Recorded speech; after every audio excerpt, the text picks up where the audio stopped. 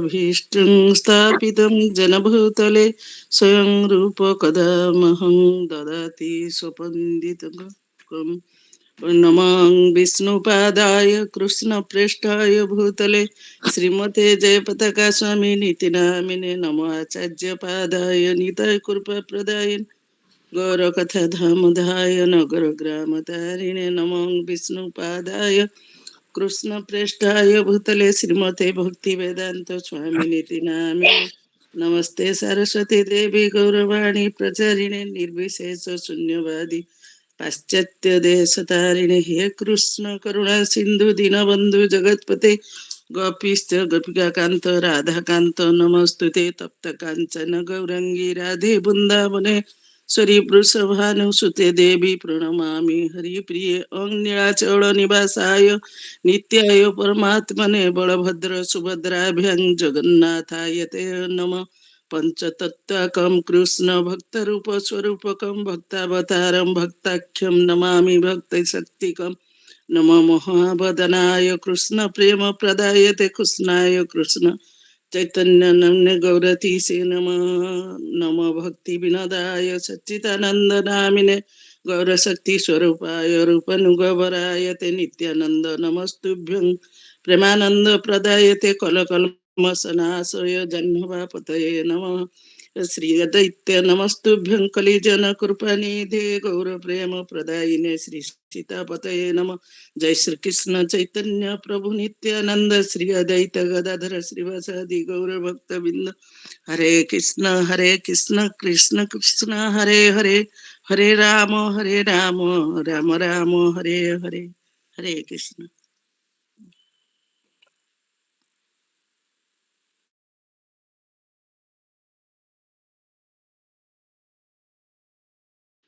प्रभु जी आप म्यूट अछि प्रभु जी। आमे द्वितीय अध्याय आरंभ करिबा।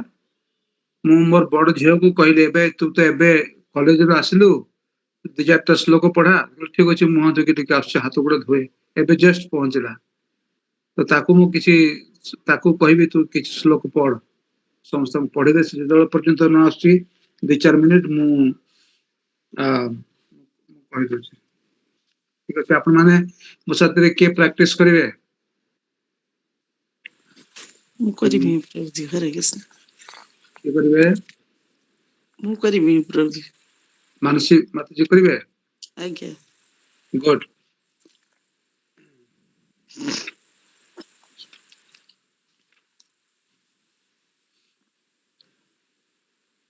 द्वितीय अध्याय संजय उवाच संजय उवाच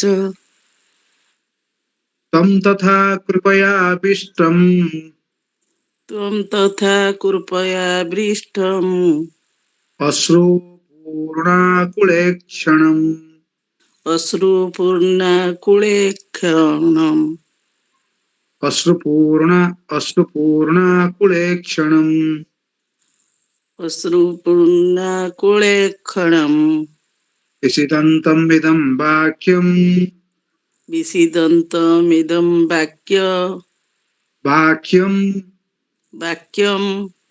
विषिदन्तमिदं वाक्यम् विषीदन्तमिदं वाक्यम् उवाच मधुसूदनः मुवाच मधुसूदनः तं तथा कृपयाविष्टम् अश्रुपूर्णाकुलेक्षणम् त्वं तथा कृपयाविष्टमश्रुपूर्णाकुलेक्षणम् विषिदन्तमिदं वाक्यम् उवाच मधुसूदनः विषीदन्तमिदं वाक्यमुवाच मधुसूदनम्।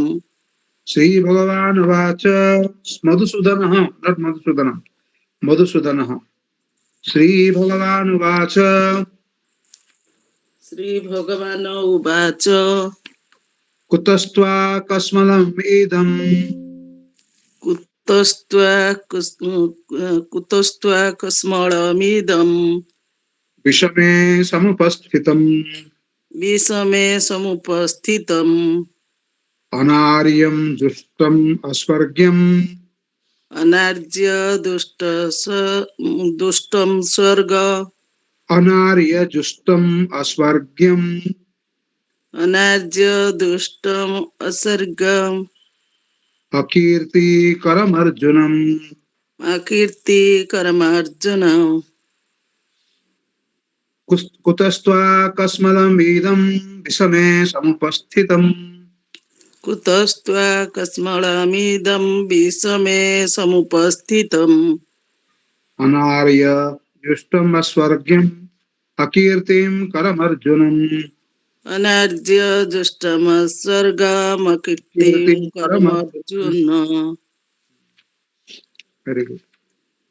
श्लोक नंबर 3। क्लैब्यं मास्म गमः पार्थ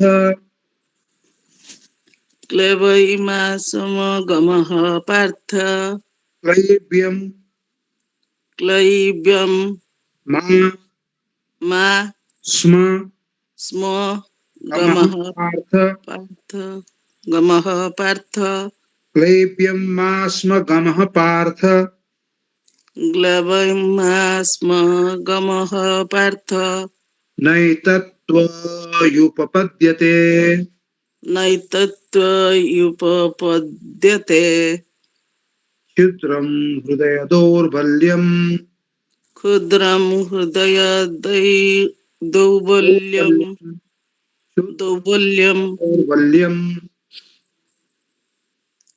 हृदय दौर्बल्यं त्यक्तोत्तिष्ठ परन्तप त्यक्ततिष्ठ परन्तप क्लैब्यं मा स्म गमः पार्थ नैतत्त्वयुपपद्यते क्षुद्रं क्लेब हृदय दौर्बल्यम् त्यक्तोत्तिष्ठ परन्तप क्लैवं मा स्म गमः पार्थ नैतत्त्वयुपपद्यते क्षुद्रं हृदय दैर्लभ्यं दौर्बल्यम् दौर्लभ्यं त्यक्ततिष्ठ दौर्बल्यम् दौर्बल्यं तिक्ततिष्ठ परन्तप त्यक्तोत्तिष्ठ परन्तप त्यक्तोत्तिष्ठ परन्तप त्यक्ता उत्तिष्ठ त्यक्तोत्तिष्ठ त्यक्तोत्तिष्ठ परन्तप। त्यक्तोत्तिष्ठ परन्तप। Thank you. अर्जुन उवाच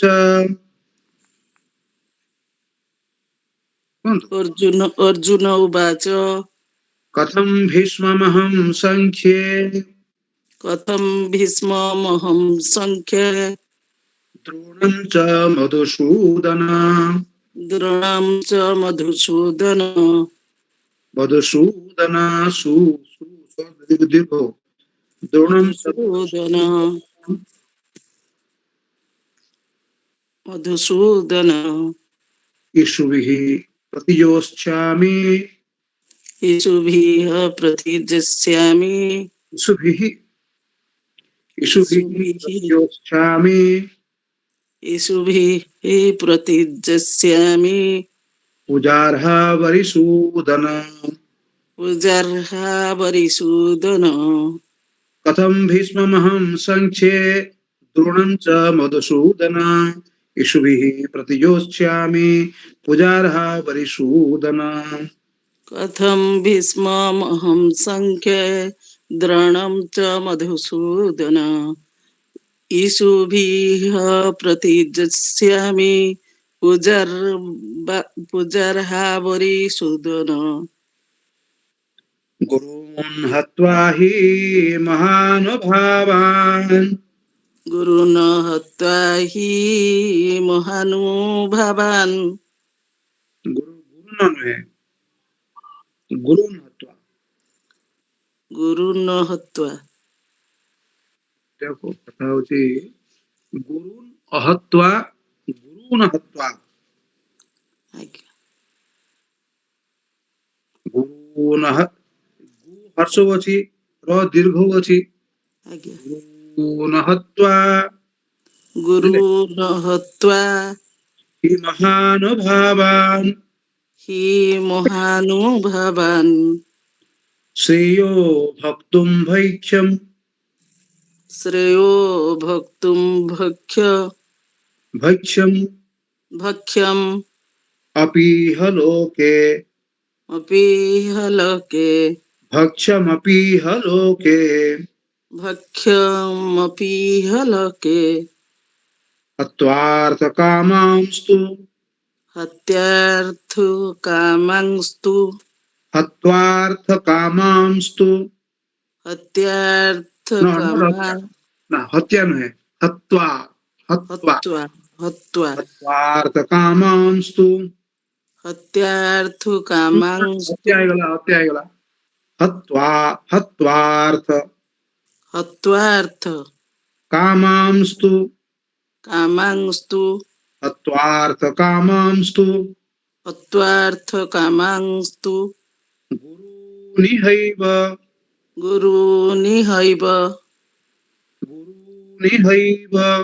गुरुनिहैव भुञ्जीय भोगान् भुञ्जीय भगान् रुधिरप्रदिग्धान् रुधिरप्रतिगथन् ଭଟା ହର୍ଷ ହିଁ ଅଛି ଯେ ବେଶୀ ସମୟ ରହିପାରିବେ ନାହିଁ ହର୍ଷ ଶୀଘ୍ର ସେଠୁ ପଳେଇବାକୁ ପଡିବ प्रदिग प्रदिग्धन् रुधिरप्रदिग्धान् प्रदिग्धन् रुधिरप्रदिग्धान् रुधिरप्रदिग्धन् रुधिरप्रदिग्धन् रुधिर नୁହେଁ रुधिरप्रदिग्धान् କୌଣସି ଜାଗାରେ ଦୀର୍ଘ ନାହିଁ ସେଠି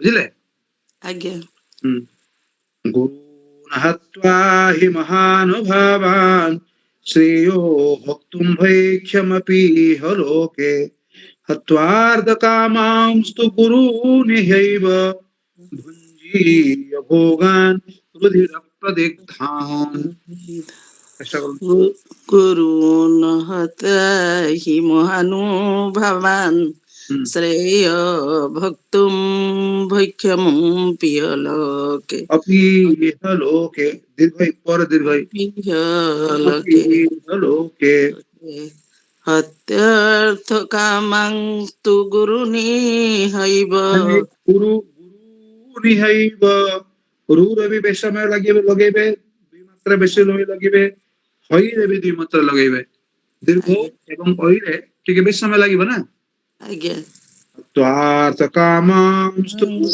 गुरुनिहैव हैव हत्यार्थकामांस्तु गुरुनिहैव भञ्जीय भगान् रुधिर प्रदिग्धन् गुड गुड थैंक यू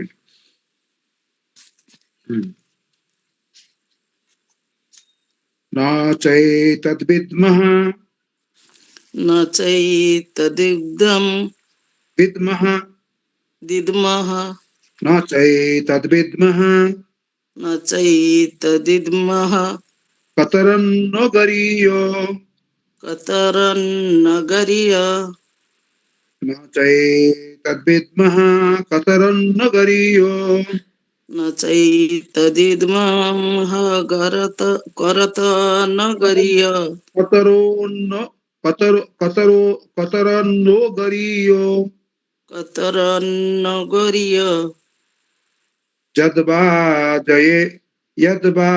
जयेम यदि वा न जयेयुः जद्वा जयेम यदि वा न जयेयुः यानेव हत्वा न जिजीविषाम जाने बहत्वा न जिजीविषामस्ते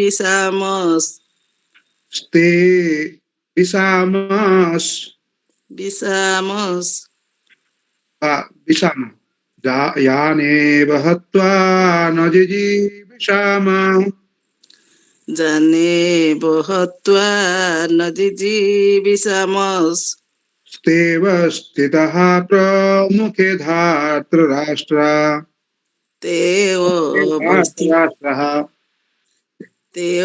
अवस्थिताः प्रमुखे धृतराष्ट्राः धार्तराष्ट्रः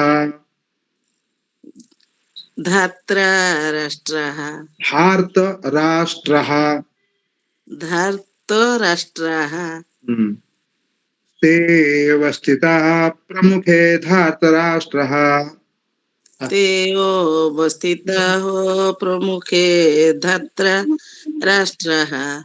ଠିକ ଅଛି ଗୋଟେ ନୂଆ ଟିଚର ଆସିଛି ଆଜ୍ଞା। ଟିଚର ନା ଚିଟର ଜାଣିନେ हरी हरी बोल हरी प्रणाम माताजी।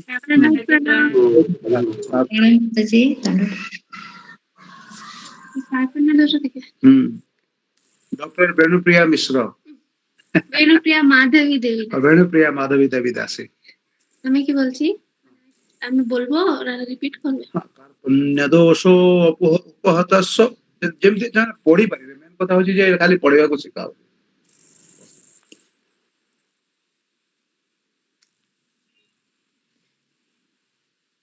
ঈশ্বরই বলবো ତୁ ଯୋଉ ସ୍ତରରେ ପଢୁଛୁ କହ कार्पण्य दोषोपहत स्वभावः କାର କୁହନ୍ତୁ ମାତାଜୀ ଆଉ ଜଣେ କିଏ କହିବେ କୁହନ୍ତୁ ଆଜ୍ଞା ମାତାଜୀ। ରେଣୁକା ମାତାଜୀ କୁହନ୍ତୁ आज्ञा हरे कृष्ण माताजी दंडवत प्रणाम हरे कृष्ण कार्पण्य दोषापहतो स्वभाव पृच्छामि त्वां धर्म समूढचेतः पृच्छामि त्वं धर्मसम्मूढचेता यश्रेयं তুমি এই সূত্রে ভুল ধরেছো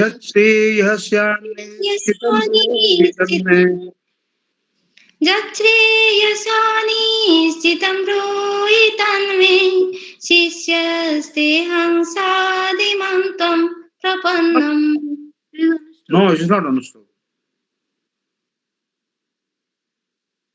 এটা অনুষ্ঠুপ নয় অনুষ্ঠুপ হচ্ছে উপজাতি ওকে এই ছন্দ হচ্ছে উপজাতি ମତେ ଖାଲି ଧରେଇ ଦେଇଛନ୍ତି ମତେ ଏତେ କିଛି ଜଣା ନାହିଁ ମାତାଜୀ ମୁଁ ନର୍ମାଲି ଶିଖିଛି ଏମିତି ଏତେ ସୁରରେ ଯୋଉ ଗାଉଛନ୍ତି ମତେ ଏତେ କିଛି ଜଣା ନାହିଁ ଉପଜାତି ଓକେ ନେକ୍ସଟ আউতরে পড়ে আমি আমার সুরে বলি ওকে তোমার সুরে বলো কি বলতাম রে কৃষ্ণ ভুলে গেছি আমি कार्पण्य दोष कार्पण्य दोषोपहत स्वभाव पृच्छामि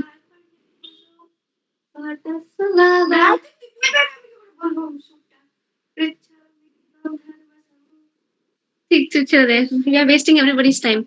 कार्पण्य दोषोपहत स्वभाव पृच्छामि त्वां धर्म समूढचेतः कार्पण्यदोषापहतो स्वभाव पृच्छामि त्वं धर्मसम्मूढचेता यश्रेयस्यानिश्चितं ब्रूहि तन्मे शिष्यस्तेऽहं शाधिमां त्वां प्रपन्नम् यच्छ्रेयसानिश्चितं ब्रूहि तन्मे शिष्यस्तेऽहं साधिमां त्वं प्रपन्नम् नहीं प्रपश्यामि एक सुरे एक ही सुर है बेटा नहि प्रपश्यामि ममाप्नुयाद्य ममापुनुद्यात्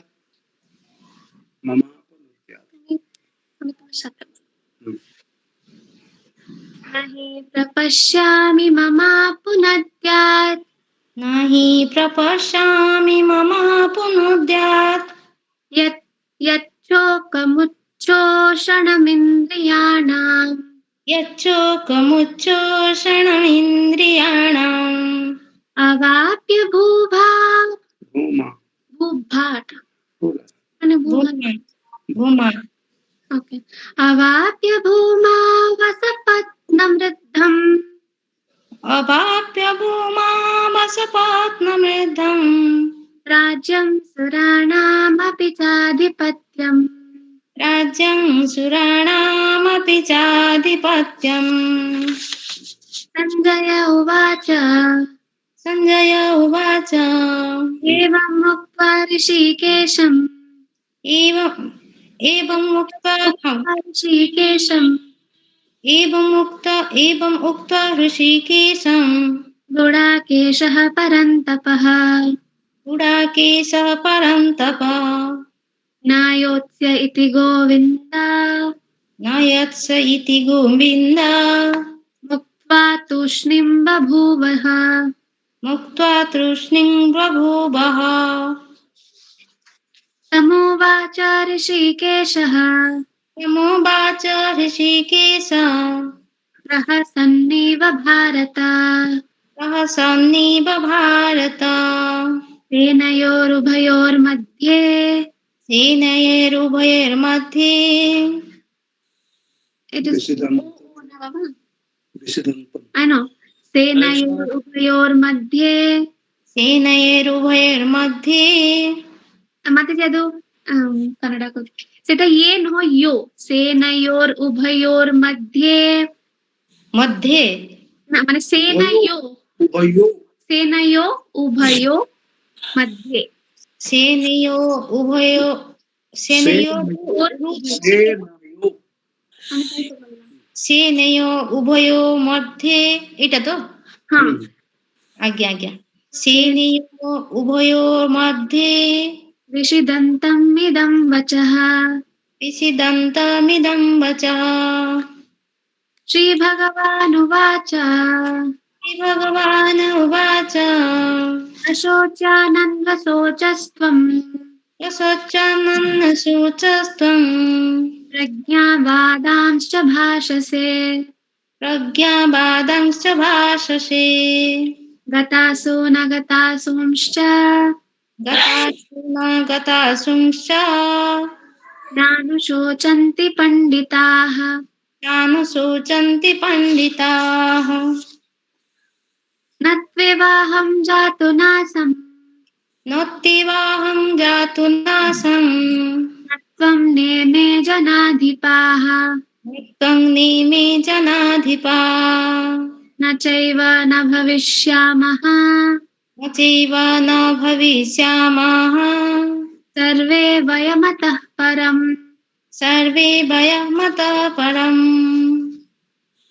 देहिनोऽस्मिन् यथा देहे देहिनोऽस्मिन् यथा देहे मारं यौवनं जरा कौमारं यौवनं जरा तथा देहान्तरप्राप्तिर् तथा देहान्तरप्राप्तिः धीरस्तत्र प्राप्तिर् तथा देहान्तरप्राप्तिः धीरस्तत्र न मुह्यति धीरस्तत्र न मुह्यति मात्रा स्पर्शास्तु कौन्तेय मात्र स्पर्शास्तु कौन्तेय शीतोष्णा सुखदुःखदा शीतोष्णसुखदुःखदा आगमापायिनो नित्यस् आगमापायिन नित्या स्थितिक्षस्व भारत संस्थितिक्षस्व भारत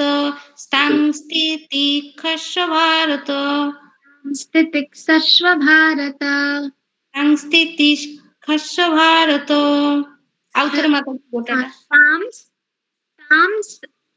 तां स्थितिक्ष्व तितिक्षस्व संस्थितिक्षस्व हबो ना क्ष अछि ଆମେ ଦେଖନ୍ତୁ ଆମେ ଆଗମା ପାଇନୋ ନିତ୍ୟସ୍ କହୁଛୁ ତ ସ ସେଠି ପଳଉଛି ତ ଆଜ୍ଞା, ନେକ୍ସଟ ଆମେ ତାମ୍ସ କହିବୁ ସ୍ତାମ୍ସ ନୁହଁ अच्छा आगमा पाइनो नित्यस् ताम्स आगमापायिन नित्यस् तापरे तितिक्षस्व भारत शान्तितिक्षस्व भारत ताम्स तितिक ताम तिति ताम्स तितिक्षस्व अच्छा अच्छा ताम तिति खस्व तितिक्षस्व सस्व ताम तिति तितिक्षस्व भारत तितिक्षस्व है आगुडे लास्ट 50 ताम तिति खस्व भारत यं हि न व्यथयन्ते ते यं हि न व्यथयन्ते ते पुरुषं पुरुषर्षभ पुरुषं पुरुषर्षभ ବୁଝିଲେ ସମାଧିଜୀ ସବୁ ସ ର ଅଲଗା ଅଲଗା ପ୍ରୋନାଉନ୍ସିଏସନ ଥାଏ ତ ଦନ୍ତେଶ ଥିଲେ ସ କାଲବେଶ ଥିଲେ ଶ ଆଉ ଏଟା କଣ ପେଟକାଟା ବୁଦ୍ଧି ଦେଶ ବ୍ୟବହୃତ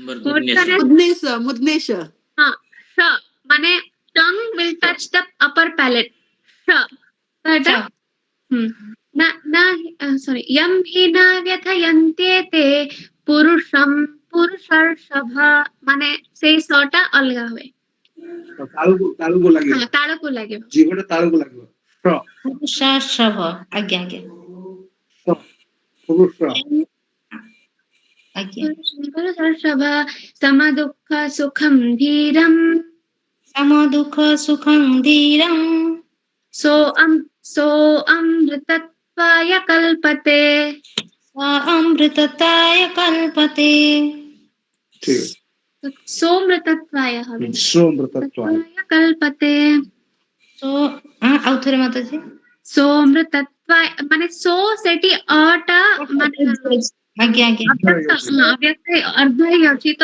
ଟିକେ ଲମ୍ବେଇକି କହିବେ ନା ଛୋଟ स अमृतताय कल्पते হবে না सो सोमृतत्वाय कल्पते হবে स अमृतताय कल्पते थैंक यू माता जी भूल त्रुटि क्षमा करिए हरे कृष्णा ये वाला है, ये वाला है। बहुत धन्यवाद। तो रूपचरण प्रभु हमारे साथ उपस्थित हो गए हैं। सभी भक्तों के तरफ से उनके चरण कमल में दंडवत प्रणाम। हरे कृष्ण प्रभु जी दंडवत प्रणाम हरे कृष्णा प्रणाम प्रभु। हमारे बहुत सौभाग्य की बात है कि हम लोग कई दिनों से ब्रह्म संहिता हमारे जो मूल आचार्य हैं उनके जो सिद्धांत को सुन रहे हैं, बड़े उनका जो उपलब्धि है उनको प्रत्यक्ष उपलब्धि हमें सुन रहे हैं। तो प्रभु जी बहुत बहुत धन्यवाद आपको। और हमारे परम सौभाग्य की बात है कि आपने हम लोगों को भगवान की कथा जो कि ब्रह्मा जी के मुख कमल से उनका जो उद्गार को सुना रहे हैं, इसलिए आपको बहुत बहुत धन्यवाद। कृपया उस समय व्यतीत न करके आप शुरू कीजिए अपना प्रवचन। नारायणं नमस्कृत्य नरं चैव नरोत्तमं देवीं सरस्वतीं व्यासं ततो जयमुदीरयेत्। ॐ अज्ञानतिमिरान्धस्य ज्ञानाञ्जनशलाकया चक्षुरुन्मिलितं येन तस्मै श्रीगुरवे नमः। ॐ नमो भगवते वासुदेवाय। ओम नमो भगवते वासुदेवाय। ओम नमो भगवते वासुदेवाय। ओम नमो भगवते वासुदेवाय। ओम नमो भगवते वासुदेवाय। ओम नमो भगवते वासुदेवाय। ओम नमो भगवते वासुदेवाय। ओम नमो भगवते वासुदेवाय। अंगानि जस सकलेन्द्रिय वृत्तिमन्ति पश्यन्ति पान्ति कलयन्ति चिरं जगन्ति आनंद चिन्मय सद्वज्वल विग्रहस्य बिंदमाद्य पुरुषम तमहम भजामि। कल चर्चा चल रही थी अंगानी सकलेन्द्रिय वृत्ति पश्यन्ति पान्ति कलयन्ति चिरम जगन्ति हो गया था। आनंद चिन्मय सद्वज्वल विग्रहस्य भगवान के अब रूप कैसे हैं, उनका स्वरूप कैसा है, इसके बारे में ब्रह्मा जी बतला रहे हैं। तो यहाँ पर शब्द आया है आनंद और चिन्मय। तो आनंद की कल लगता है कि चर्चा हुई है और चिन्मय का रह गया था, तो ले लेते हैं। आनंद स्वरूप है, चित्त स्वरूप है और सत स्वरूप है। ये तीन शब्द आए हैं भगवान के स्वरूप बोध के लिए, ज्ञान के लिए, अर्थात भगवान के स्वरूप के विषय में बतला तटस्थ लक्षण और स्वरूप लक्षण। तो यहाँ पर भगवान के स्वरूप लक्षण का वर्णन किया जा रहा है कि भगवान है कैसे। जैसे कोई भी वस्तु है तो उसके स्वरूप का विवेचन किया जाता है कि मिर्ची कैसी है तो तीखी है, गन्ना कैसा है तो मीठा है, अमरूद कैसा है तो खसा है, या शरीफा कैसा है तो खसा है, या नारियल कैसा है तो उसका एक स्वरूप है, या जल कैसा है तो उसका एक स्वरूप है, या वायु कैसा है तो उसका एक स्वरूप है, अग्नि कैसा है तो उसका एक स्वरूप है। उसी तरह भगवान का भी एक स्वरूप है। तो वह कैसा स्वरूप है तो उसके विषय में बतलाया जा रहा है। जैसे वायु को पानी को कहा गया शीत स्पर्शवत वापः, जल कैसा है तो कहें कि शीत है, स्पर्श वाला है, शीत स्पर्शवत। वायु, वायु माने हवा, शीत वाला है उसका स्पर्श। और फिर कोई कहे कि मान ले जल कैसा है तो उसका भी अपना स्वभाव है कि वह रस वाला है। और भगवान भी कहे कि रसो हम अपसु कौनते प्रभास्मि शशि सूर्य, तो वह भी रस वाला है, पिंडीकृत करने वाला है। उसी अलग अलग सबका रस है। पृथ्वी कैसी है तो गंध वाली है, तो यह पृथ्वी का एक स्वरूप है। उसी तरह भगवान का भी एक स्वरूप है कि भगवान आखिर कैसे हैं। तो आनंद रूप है, चित स्वरूप है और सत स्वरूप है। तीन शब्द भगवान के लिए आए। इसलिए सत्यम ज्ञानम अनंतम नित्यमनाकाश परमानंदम। वो भगवान कैसे है तो कह रहे नित्य है, शाश्वत है और आकाश स्वरूप है। उनका कोई अंत नहीं है, न आदि न मध्य न अवसान। आदि मध्य अवसान रहित है भगवान। इनके आनंद भी वैसे ही, इनके ज्ञान भी वैसे ही, इनके सत्ता भी वैसे ही। और फिर कह रहे कि ये कहाँ है तो कह रहे गोष्ठ प्रांगण रिंगण लोल मानायासम परमानंदम। ये परम आनंद स्वरूप है। और नंद बाबा के गोष्ठ में, खीड़क में एक गाय चराते हैं, गौओं को घेरते हैं, ग्वाल बाल सखाओं के साथ खेलते हैं। इसका वर्णन अद्वैतम में आएगा। अद्वैतम अच्युत मनादि मनंत रूपम जो श्लोक आएगा उसमें बहुत विरहद वर्णन किए हैं। सब बातें वहां आएगी, खुलेगी। संकेत केवल कर दे रहा हूं। तो भगवान आनंद स्वरूप हैं और इनका आनंद हमेशा तीनों काल में एक जैसा ही रहता है और साथ ही नित्य ही वर्धमान है, बढ़ने वाला है। संसार में ऐसा किसी का नहीं है। तो आनंदमय का कल हुआ था। सत्य ज्ञान मनंतम मात्रैक रस मूर्तयः।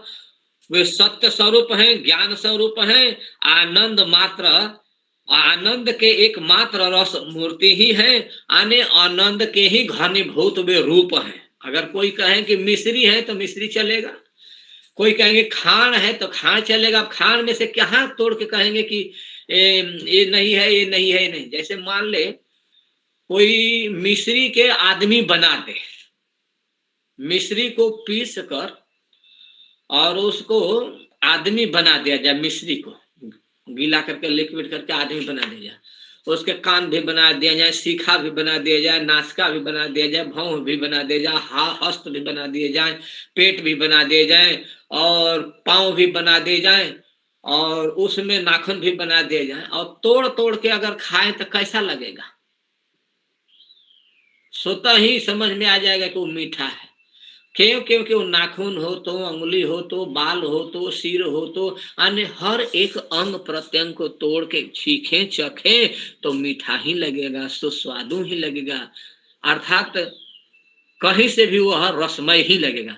उसी तरह भगवान का कोई सा भी अंग आनंदमय ही है।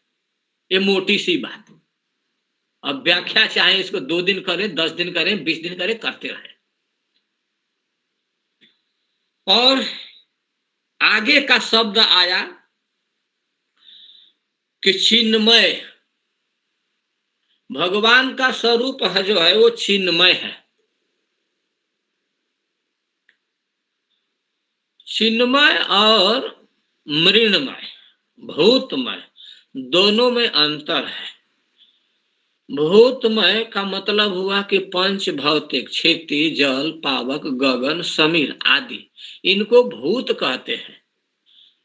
और इन पंच भूतों से निर्मित काया को, शरीर को मृण्मय कहते हैं, भूतमय कहते हैं, क्योंकि इनके स्वरूप में ही जड़ता है, अज्ञानता है, भौतिकता है, क्योंकि भूत से बने हुए हैं, पंच भौतिक तत्वों से बने हुए हैं, आकाश तत्व, जल तत्व, वायु तत्व, अग्नि तत्व आदि। किंतु जो भगवान का स्वरूप है इनसे भिन्न है, क्योंकि भूत तत्व का प्रभाव कहां तक है ये भी जान लेना चाहिए। गोचर जहां लगी भाई, गोचर जहां लगी भाई, सो सब माया जानहु सोई। सब माया है, यहाँ तक कि ब्रह्मा से लेकर चींटी पर्यंत तक सभी जीव जो हैं, जितने देहधारी हैं, ये सब भूतमय वाले हैं। केवल अंतर इतना ही है कि सामान्य मनुष्यों के शरीर से देवताओं का शरीर दीर्घ काल तक रहता है, किंतु मरता वो भी है। जो मरता है वो भूतमय है, और भगवान ऐसे नहीं है, क्योंकि कृष्ण के नाम, कृष्ण के धाम, कृष्ण के लीला, कृष्ण के गुण, ये सब चिन्मय है, चिंतामणि ये है। नाम चिंतामणि कृष्ण चैतन्य रस विग्रह, क्योंकि भगवान का नाम भी चिंतामणि है, उनका धाम भी चिंतामणि है, उनकी लीला भी चिंतामणि है, उनका स्वरूप भी चिंतामणि, चिन्मय है। रस विग्रह, नाम चिंतामणि कृष्ण चैतन्य है, वो जड़ नहीं है, चैतन्य है। रस विग्रह, रस के विग्रह ही है, रस खान है, निधि है, इसलिए वे चिन्मय है, आनंदमय है। अतः उनका शरीर भूतमय नहीं। न भूत संघ संस्थानो देवस्य परमात्मनः। महाभारत में कहा गया है कि भगवान का जो शरीर है तो पंच घटक तत्वों से नहीं बना हुआ है। क्षितिजल पावक गगन समीरा पंच रचित यह अधम शरीरा नहीं है। ये भगवान का जो शरीर है चिदानंद मय देह तुम्हारो, भगवान का देह चिन्मय है, सत्य चित आनंदमय है। और देवस्य परमात्मन, वो परमात्मा है, देवताओं के भी देव हैं, सबसे बड़े हैं, सबको देने वाले हैं। चंद्र सूर्य आदि आदि जितने भी देव हैं उन समस्त देवताओं को भी देव हैं। हे देव, हे दैत, हे भुवनैक बंधु, हे कृष्ण, हे कृष्ण चपल, हे नैनाभिराम, वो सबको देने वाले हैं, वो देव हैं, देवताओं के भी देव हैं। ऐसे परमात्मा श्री कृष्ण को यो वेति भौतिकम देहम, यदि कोई उनको भौतिक तत्वों से निर्मित समझता है तो यहाँ पर कहा गया है कि कृष्णस्य परमात्मनः भौतिकम देहम यो वेति, जो परमात्मा श्री कृष्ण के देह को भौतिक समझता है, जानता है, कहता है, तो ऐसे व्यक्ति का बहिष्कार करना चाहिए। सर्वस्मात् बहिष्कार्य, श्रौत स्मार्त विधान का, स्मृति से भी और श्रुति से भी, इन दोनों प्रकार के तरह कार्य जो हुए हैं उन कार्यों से बहिष्कृत कर देना चाहिए। क्योंकि कार्य दो तरह से लोगों को कराया जाता है, एक स्मृति के द्वारा, एक श्रुति के द्वारा। अवजानान्ति मां मूढ़ा मानुषीं तनुमाश्रिता। हाँ, जो नहीं जानते, वो नहीं जानने वाले जो हैं कि भगवान का शरीर चिन्मय है, भौतिक जो मानते हैं,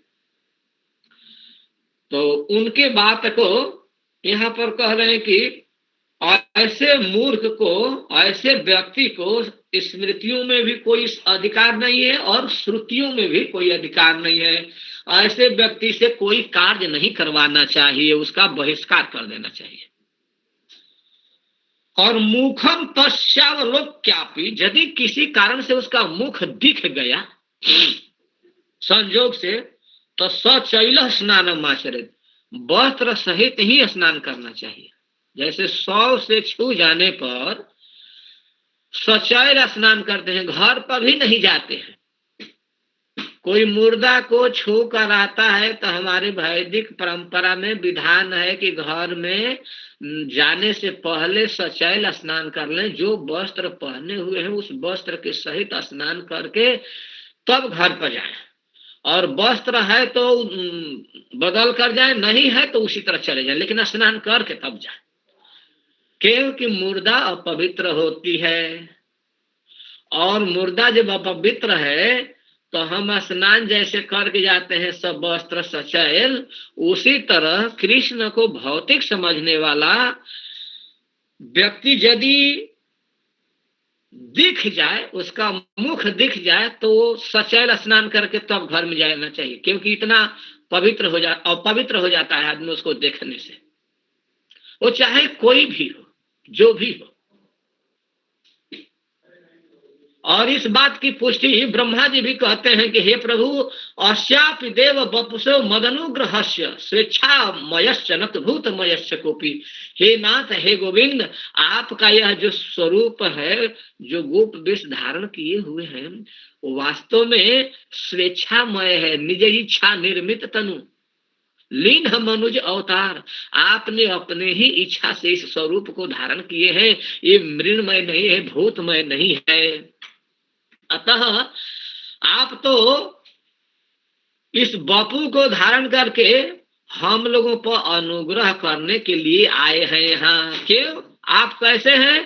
तो सत्यम ज्ञानंतम जद ब्रह्म, क्योंकि आप सत्य हैं, ज्ञानमय है, आनंदमय है, ज्योति सनातनम, आप ज्योति स्वरूप हैं, सत्य सनातन है। जद भी पश्यन्ति मुनयः गुणा पाए समाहिता, उस स्वरूप को मुनि लोग देखते हैं। अनेक अपने षड्विकारों को जीतकर, गुणातीत होकर, आत्मचिंतन करके, सततम कीर्तयन्तो माम आदि करके, सदा कीर्तनियो हरि आदि कार्य को करके, वे आपके इस स्वरूप को अपने अंतःकरण में, अंतस्थल में आने भीतर हृदय के झरोखे में झांकते रहते हैं, देखते रहते हैं। जिसका वर्णन आगे आएगा संत सदैव हृदयोषि विलोकयन्ति, आगे आएगा प्रेमांजन छुद्र में, तो उसकी व्याख्या हम आज नहीं करेंगे। किंतु भगवान का केवल स्वरूप कैसा है उधर दिग्दर्शन कराएंगे। भगवान का शरीर चिन्मय है, आनंदमय है, सत्यमय है। अच्छा, तो कोई कहे कि ठीक है, वह आनंदमय है, वो भी ठीक है, चिन्मय है, तो चिन्मय का मतलब क्या हुआ? तो चिन्मय का, आनंद का, चित्त का वर्णन किया गया है चैतन्य चरितामृत में भी। चैतन्य चरितामृत में भगवान के स्वरूप के विषय में वर्णन किया गया है कि सच्चित आनंद कृष्ण का स्वरूप, जो कृष्ण का स्वरूप है सच्चित आनंद, कृष्ण स्वरूप, कृष्ण स्वरूप सत चित आनंद। और इसी बात को श्री व्यास जी भी कहते हैं, सच्चिदानंद रूपाय। सर्वप्रथम उन्होंने जब मंगलाचरण किया तो सुत गोस्वामी ने यहीं से चालू किया, सच्चिदानंद रूपाय विश्वोत्पत्त्यादि हेतवे तापत्रय विनाशाय श्री कृष्णाय वयम नमः। आप सतरूप हैं, सतरूप हैं, चित रूप हैं और आनंद रूप हैं, विश्व के हेतु हैं, सृष्टि करने वाले ब्रह्मा के रूप से आप ही हैं, विष्णु के रूप से पालन करने वाले आप ही हैं, और रुद्र के रूप से संहार करने वाले आप ही हैं। तापत्रय विनाशाय, तीनों तापों के भी समाप्त करने वाले हैं।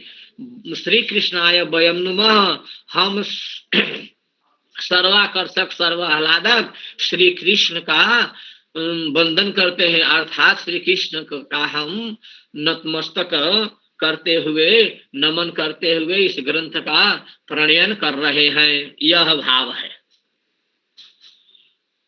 तो सत्य है, भगवान सत्य है। सत्य का मतलब क्या हुआ? इस संसार में सब सत्यमय ही है।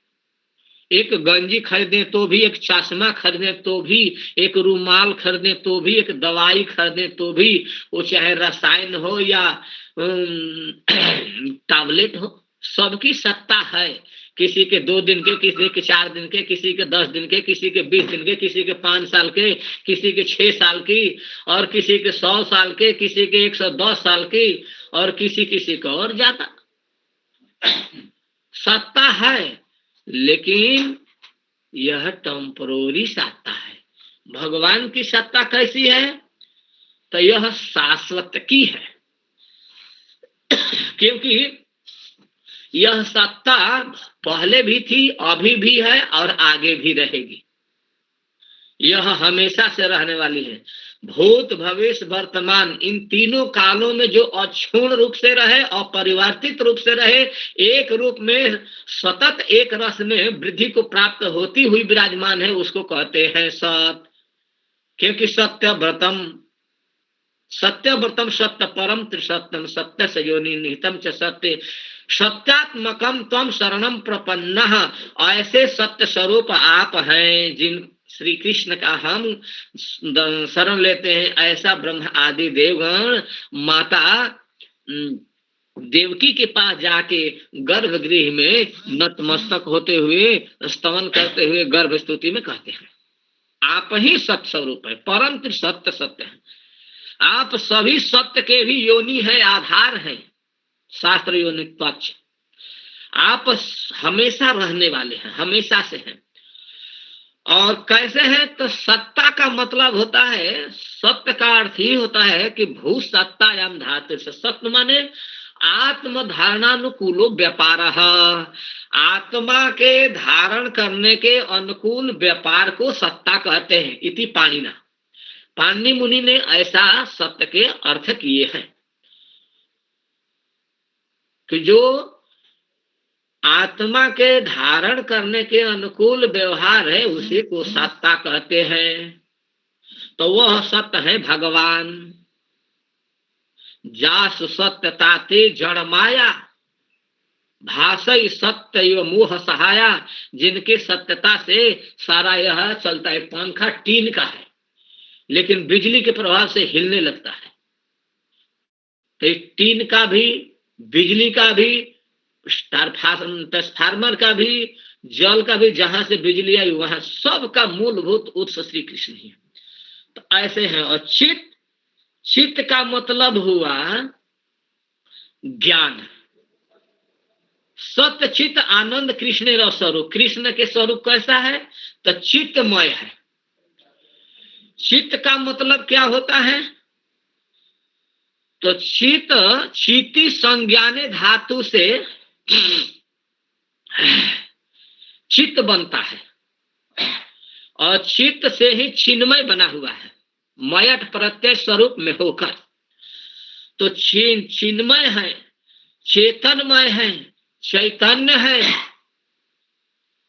और इसका एक और अर्थ है, जो स्वयं चेताशील है, चेतायमान है, और साथ ही सारे जगत को चेतायमान करने वाले हैं, उनको कहते हैं चेतन, उनको कहते हैं चित्त।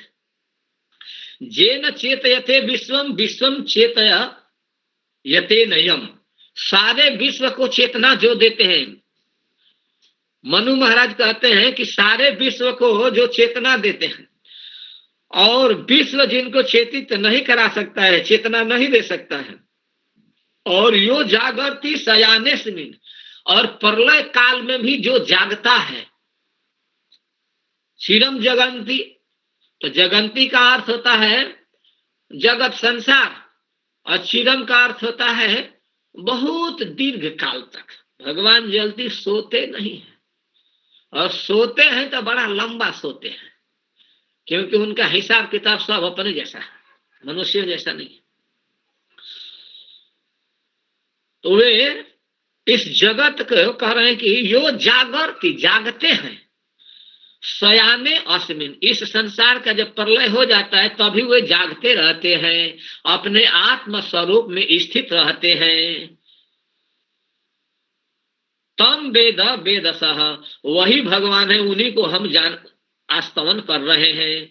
और इस जगत में जो कुछ भी है, आत्मा वा समिदम सर्वम, यहाँ जो कुछ है सब उन्हीं के द्वारा उत्पन्न है, उनके अतिरिक्त कहीं कुछ नहीं है, और सबको वही चेतायमान करने वाले हैं। इसलिए इनको कहते हैं चिन्मय।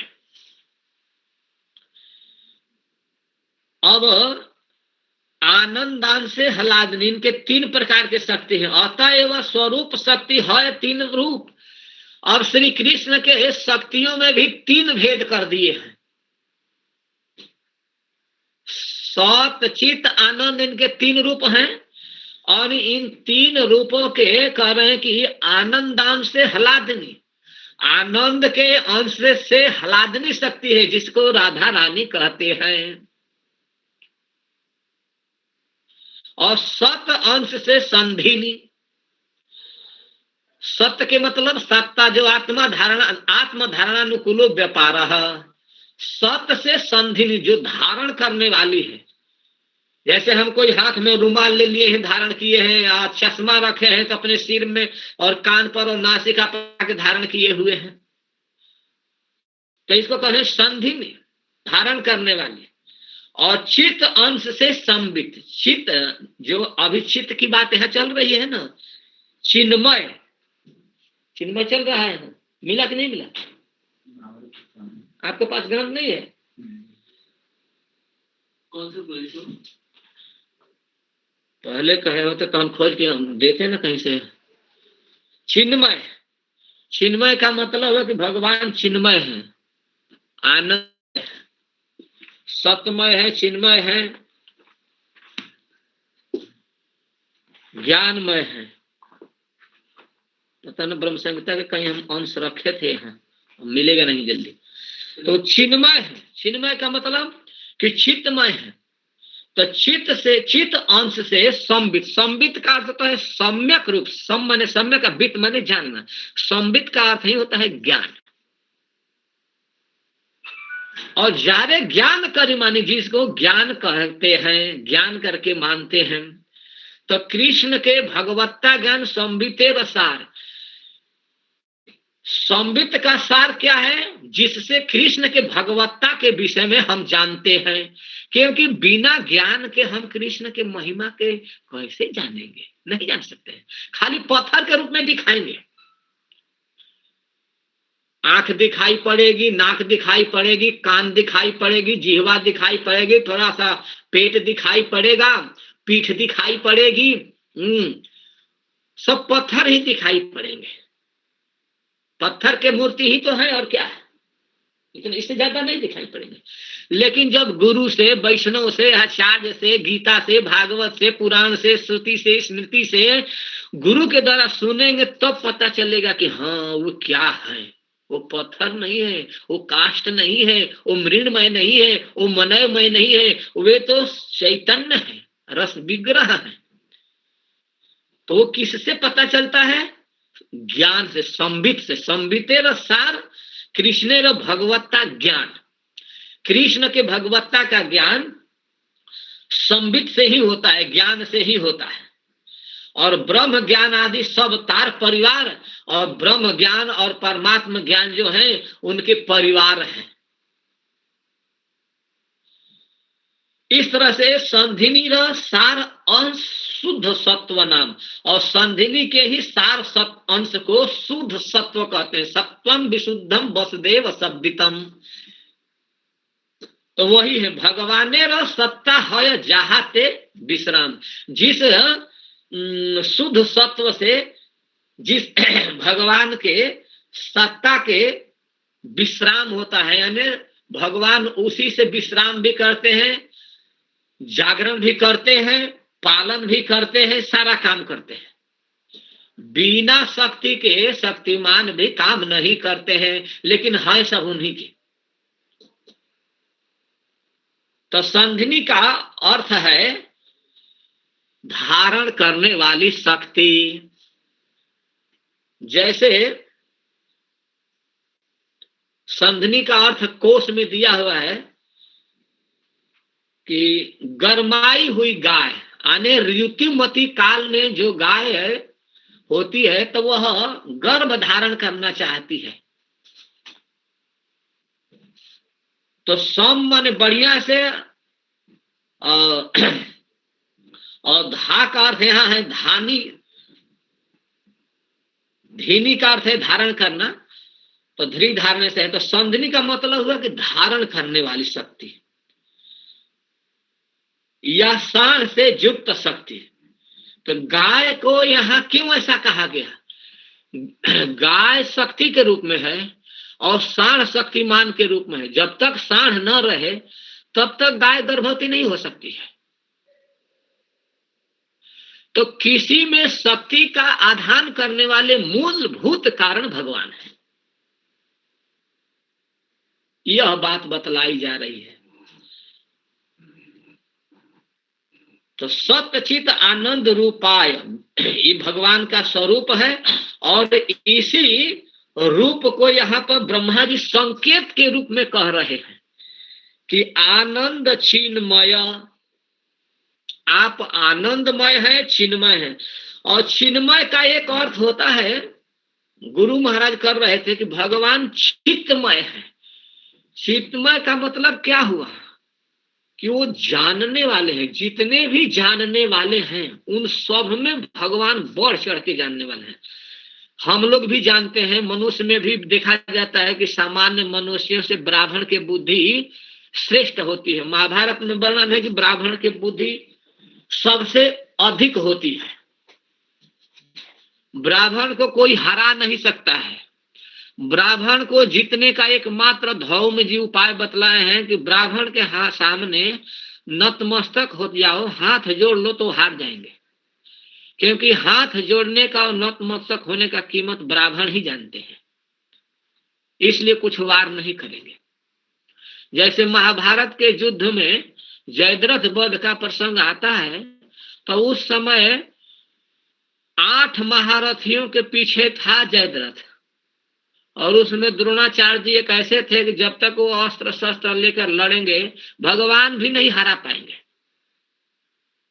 और स्वयं भगवान रथ हाँक रहे हैं और नर रूप अर्जुन युद्ध कर रहे हैं, तो भगवान कहे कि दिन भर करोगे युद्ध तभी नहीं पार पाओगे, इसलिए गुरु जी को प्रणाम करो, हाथ जोड़ के पीठ दिखाते हुए चलो यहाँ से। गुरु जी से क्या लेना देना है, गुरु जी से हार न जीत, इनसे क्या मतलब। चलो भगवान उपाय बतलाए और प्रणाम के निकल गए। ब्राह्मण से कोई जीत नहीं सकता है, केवल हाथ जोड़कर जीत सकता है, दूसरा कोई उपाय ही नहीं है। तो ब्राह्मण की बुद्धि श्रेष्ठ है, उसमें भी और पढ़े लिखे, उसमें भी उसमें तारतम्य करते करते बहुत किया। तो यहां पर श्रेष्ठता की बात जब कही गई तो इन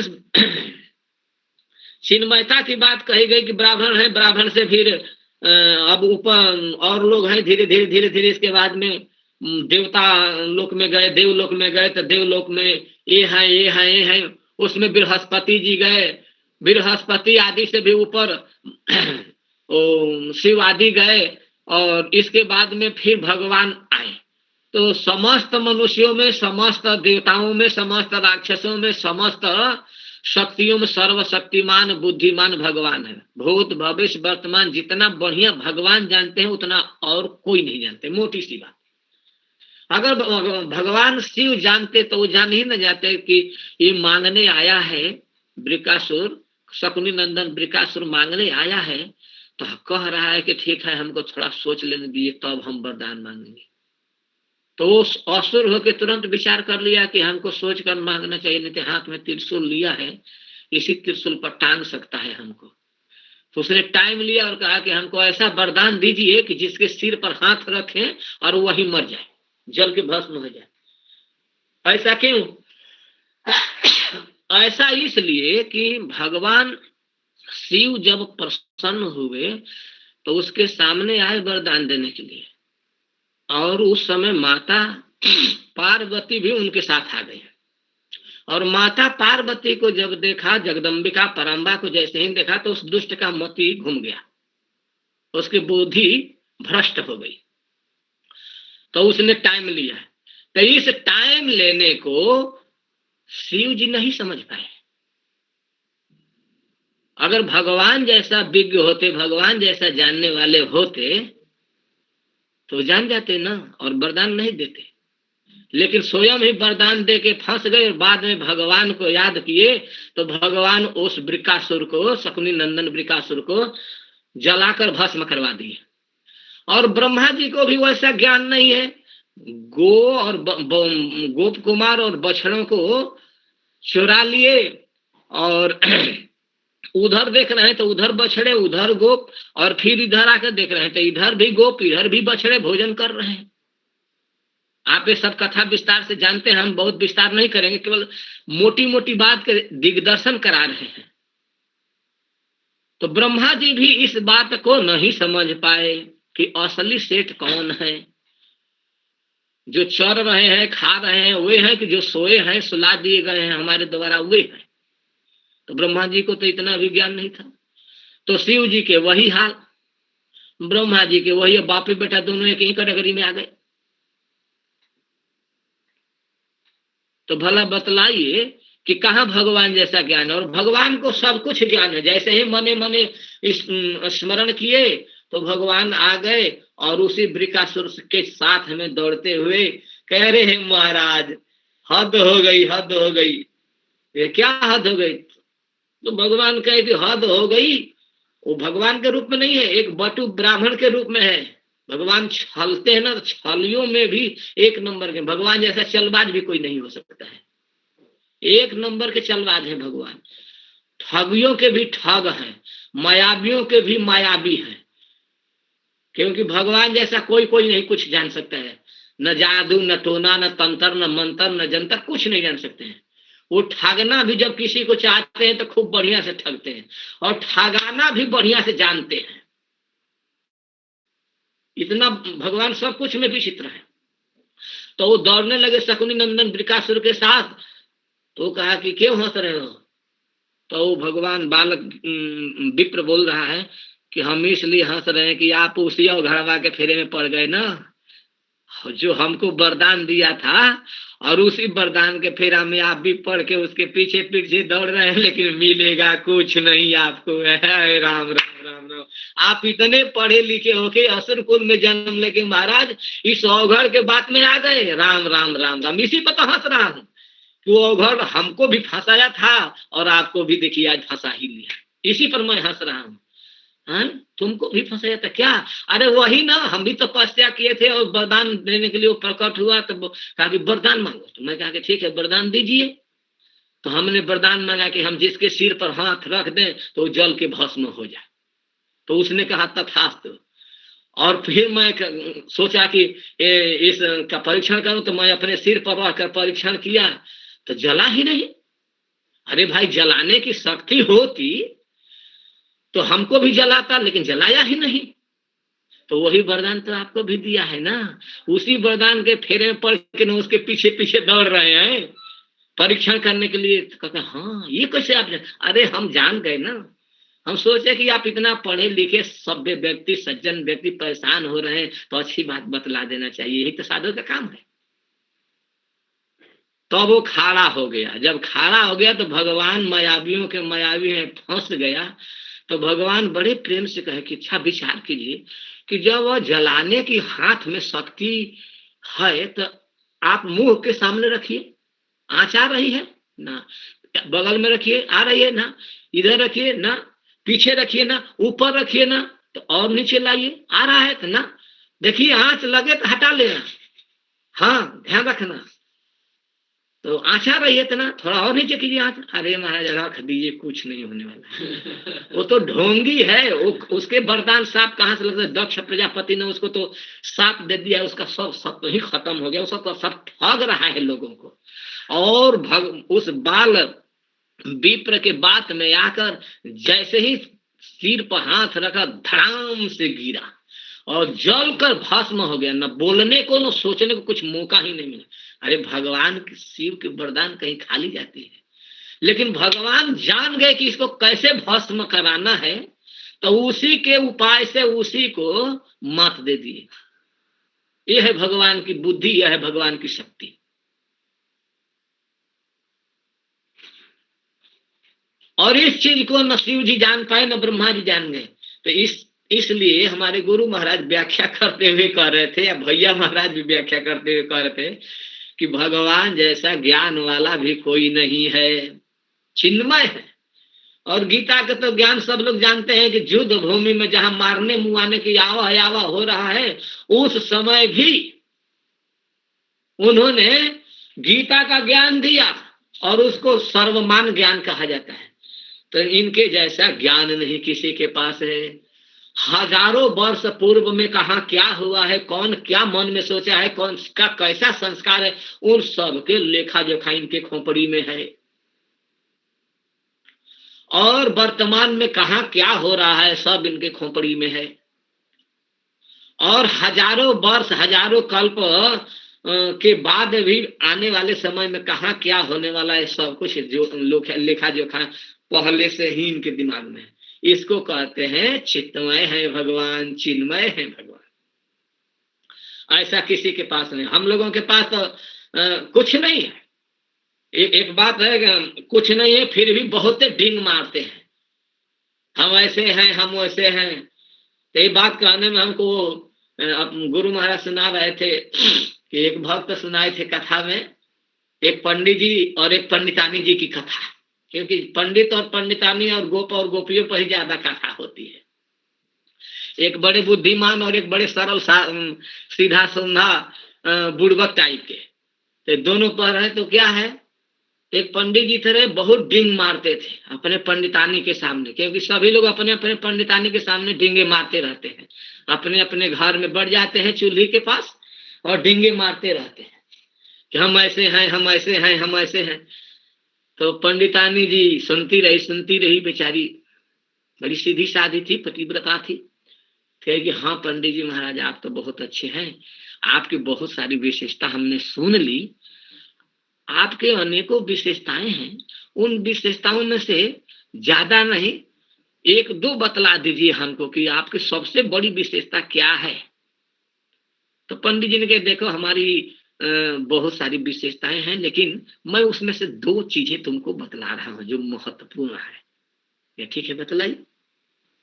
तो उन्होंने कहा कि देखो, एक हमारी सबसे बड़ी विशेषता यह है कि मैं जिसको एक बार पढ़ लेता हूं वो कभी भूलती नहीं है। हमारी स्मृति इतनी तगड़ी है, हम चित्त में है बहुत, हमारा मन जो सोचने समझने कंठस्थ करने की जो हमारी स्मृति है बहुत प्रबल है। अच्छा ऐसी बात है, तो हाँ फिर ठीक है, दूसरी क्या है? तो पंडित जी सिर पर हाथ रख के कहते हैं दूसरी क्या है? दूसरी क्या है? अब दूसरी वो बतलाने में भूल गए पंडित जी। तो हम लोगों की यही विशेषता है, आता जाता कुछ नहीं, डींगे मारते हैं खूब। लेकिन भगवान ऐसे नहीं है, भगवान को सब कुछ आता है और फिर भी कहते नहीं है जहां तहां। उन तो शास्त्र में कह दिए हैं, ब्रह्मा जी को बतला दिए हैं, नारद जी को बतला दिए हैं, व्यास जी को बतला दिए हैं, सुखदेव जी को बतला दिए हैं। और उसी तरह फिर तत्त परंपरा से होते हुए, परीक्षित सूत से होते हुए, नैमिषारण से होते हुए, प्रभुपाद जी के माध्यम से हम लोगों तक पहुंच गया। बोल श्री प्रभुपाद की जय। तो भगवान चिन्मय है, आनंद चिन्मय सदुज्वल विग्रहस्य। भगवान का विग्रह कैसा है? सत उज्ज्वल, तो इसमें सत्य का अर्थ हम बतला चुके हैं। सत्य माने सत्तावान, जो सत्ता हमेशा रहने वाली है, भूत में भी वैसा ही, वर्तमान में भी वैसा ही, और भविष्य में भी वैसा ही, अन्य अपरिवर्तित सत्ता है। 5 साल, 6 साल, 10 साल, 20 साल, 100 साल, 200, 1 मनवंतर, 2 मनवंतर या 10 मनवंतर या 1000 मनवंतर के बाद समाप्त हो जाए, ऐसा नहीं है। सदा से रहा है, सदा ही रहेगा। इसलिए सत्य है, और सत्य के साथ कौन है? उज्ज्वल, धवल है, निर्मल है, कलकल है, छलछल है, इसमें कोई कालापन नहीं है। यह ऐसा दिव्य अलौकिक है कि इससे किसी की तुलना नहीं की जा सकते है। सदुज्ज्वल। और कैसा है विग्रह से? इनका विग्रह बड़ा दिव्य है। इनका विग्रह कैसा है? तो विग्रह के बारे में कह रहे हैं कि इनका विग्रह भी कोई सामान्य विग्रह नहीं है। ऐसे शास्त्रों में विग्रह के कई अर्थ हैं। विग्रह का अर्थ तोड़ना भी होता है, व्युत्पत्ति करना भी होता है। जैसे अलग अलग समास में पद को करके अर्थ को बतलाते हैं, उसको विग्रह ही कहते हैं। और एक अर्थ यह भी होता है, पृथक्करण को विग्रह कहते हैं, या विघटन को विग्रह कहते हैं, या विश्लेषण को विग्रह कहते हैं, या वियोजन को अलग अलग, या समास में घटक पदों को अलग अलग करके जो अर्थ किया जाता है उसको विग्रह कहते हैं।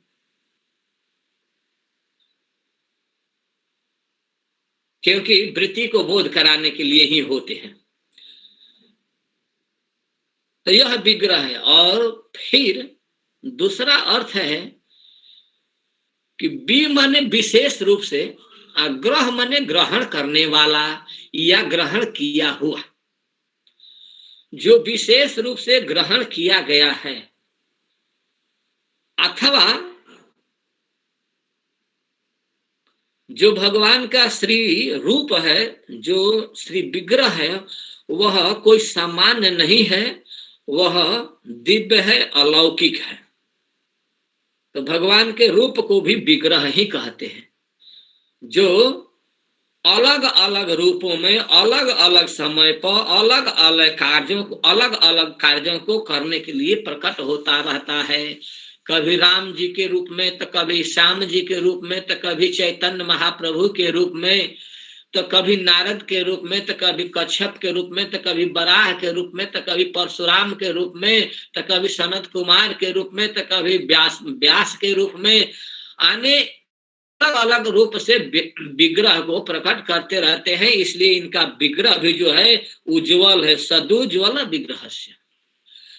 और सबके मूलभूत उत्स हैं गोविंदमादि पुरुषम तमहम भजामि। वे आदि पुरुष हैं, गोविंद हैं, उन्हीं का मैं भजन करता हूं। इस तरह से यह भगवान के संक्षिप्त थोड़ा सा हमने रूप के विषय में चर्चा की है। क्योंकि भगवान के स्वरूप के विषय थोड़ा सा विचार तो कर ही लेना चाहिए। लीला कहानी तो पढ़ते सुनते रहते ही हैं। अब आगे का श्लोक आएगा, अद्वैत मच्युत मनादि मनंत रूपम आद्यम पुराण पुरुषम नवजौवनम च वेदेषु दुर्लभमात्म भक्तो गोविंद मादि पुरुषम तमहम भजामि। यह आएगा, इसको कल करेंगे, आज करने का मूड नहीं है, क्योंकि सर्दी जुकाम हो गया है हमको। ठीक है, ठीक है, ठीक है। आपका जो मर्जी है महाराज। अगर कोई किसी का कोई प्रश्न हो तो प्रभु को पूछ सकते हैं।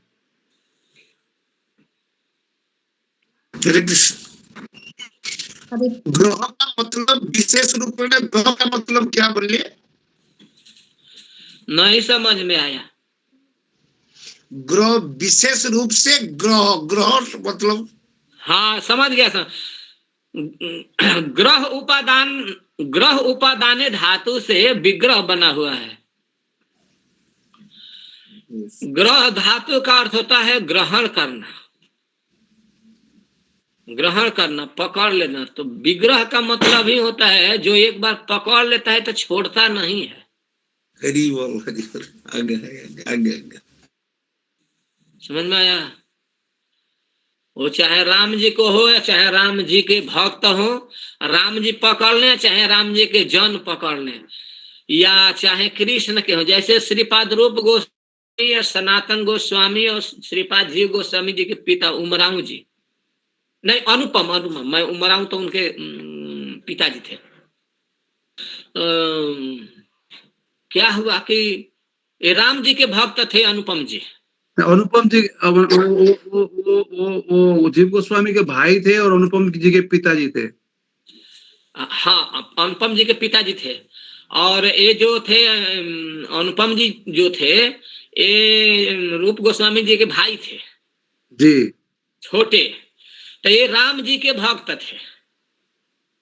तो राम जी के भक्त थे तो ये दोनों भाई कृष्ण के उपासक थे, वे राम जी के उपासक थे। तो वे तीनों भाई आपस में सत्संग करते थे, लेकिन ये कृष्ण के विग्रह रखते थे, चैतन्य महाप्रभु के विग्रह रखते थे, और वे श्री सीता राम लक्ष्मण हनुमान के रखते थे। तो रात भर एक दिन समझाए दोनों भाई, और समझाने के बाद में कहे कि भैया ठीक है आप लोग कह रहे हैं तो हम छोड़ देंगे। हाँ तो कर लिए, लेकिन जब चले गए तो रात भर भगवान के सामने रोते रहे और कहते रहे कि प्रभु मैं आपको इतना दिन सेवन किया हूँ, पूजन किया हूँ, नतमस्तक हुआ हूँ, आपको छोड़ने का मन नहीं कर रहा है। अब आप हमको छोड़कर जाना चाहते हैं तो भले चले जाइए, मेरा हृदय नहीं स्वीकार कर रहा है कि मैं आपको छोड़ूं। राम जी को मैं नहीं छोड़ना चाहता हूँ, इसी स्वरूप का मैं पूजा करना चाहता हूँ। हाँ, आप सर्वसमर्थवान हैं, छोड़ के जाना चाहे तो भले हमें छोड़ा दीजिए, भगा दीजिए अपने चरणों से, लेकिन मैं नहीं छोड़ना चाहता हूँ।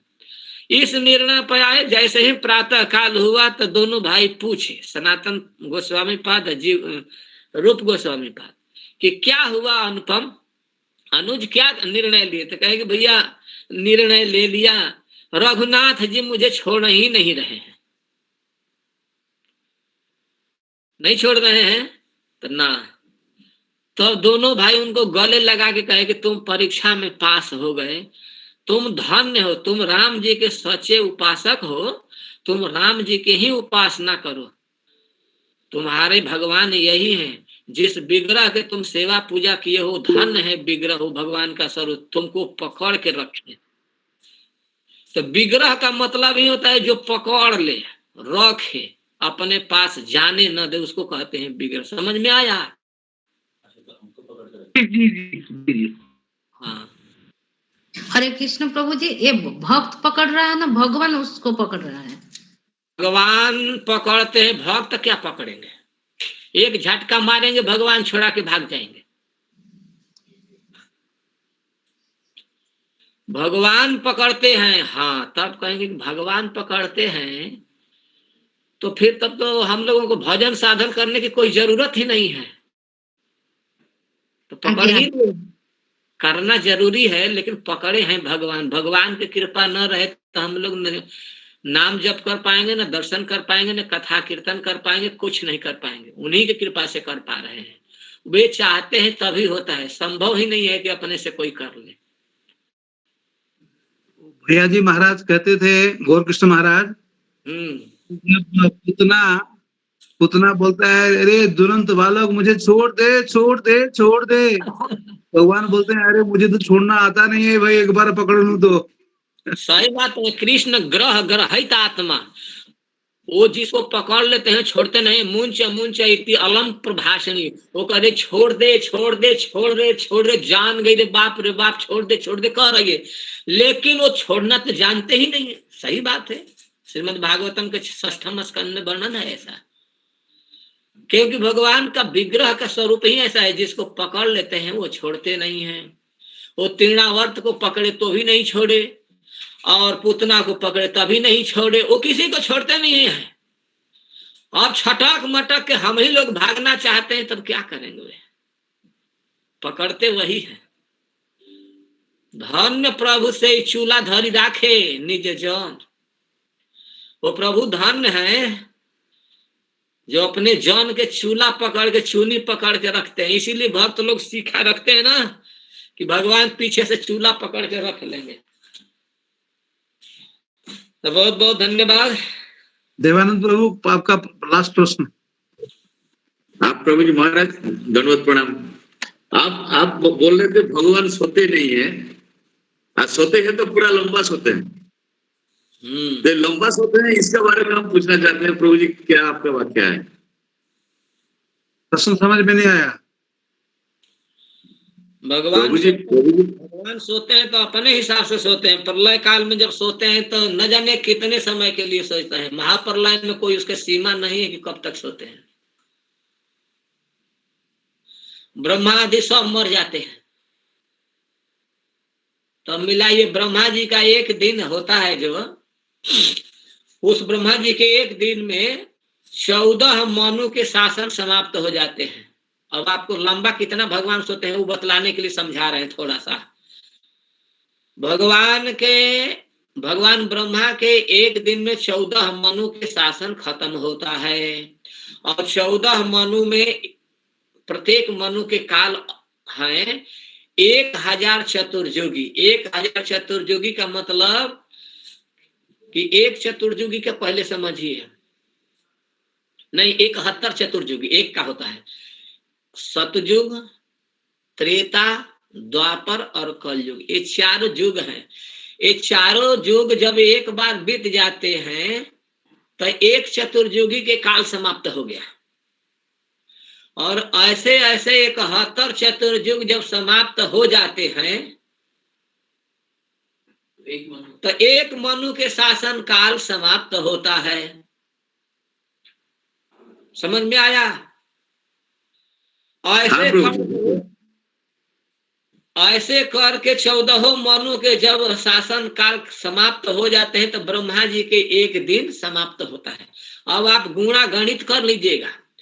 और यह खंड प्रलय है,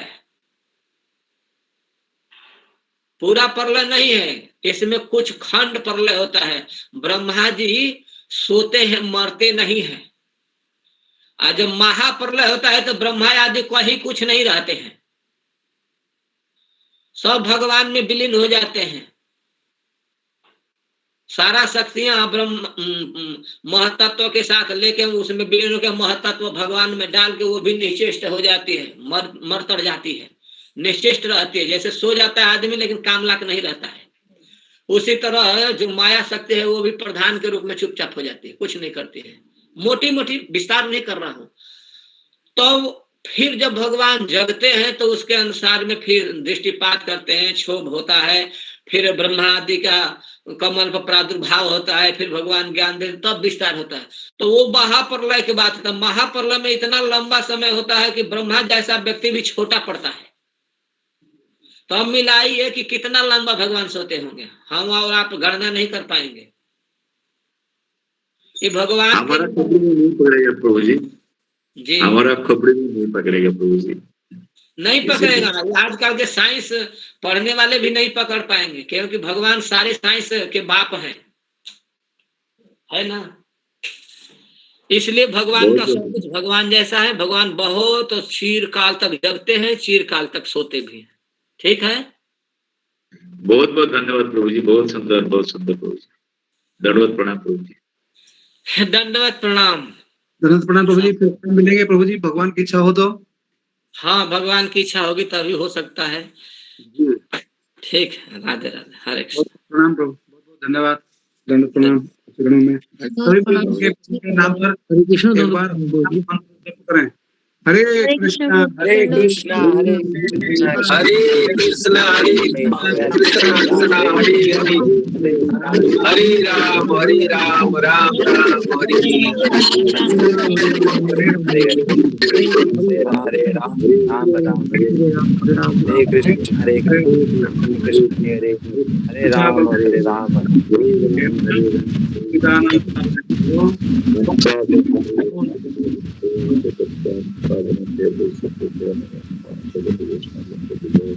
प्रभु। हरिनाम गौर प्रभु, हरिनाम गौर प्रभु पढ़े लेके आपण सुना जाउनी हरिनाम गौर प्रभु लेफ्ट हो गलानी। अच्छा ठीक है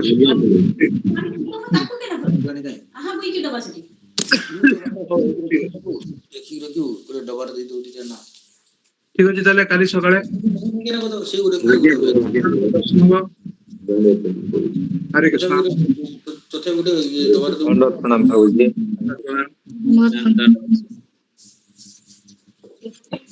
पंचकल्पतरुभ्यश्च कृपा कृपा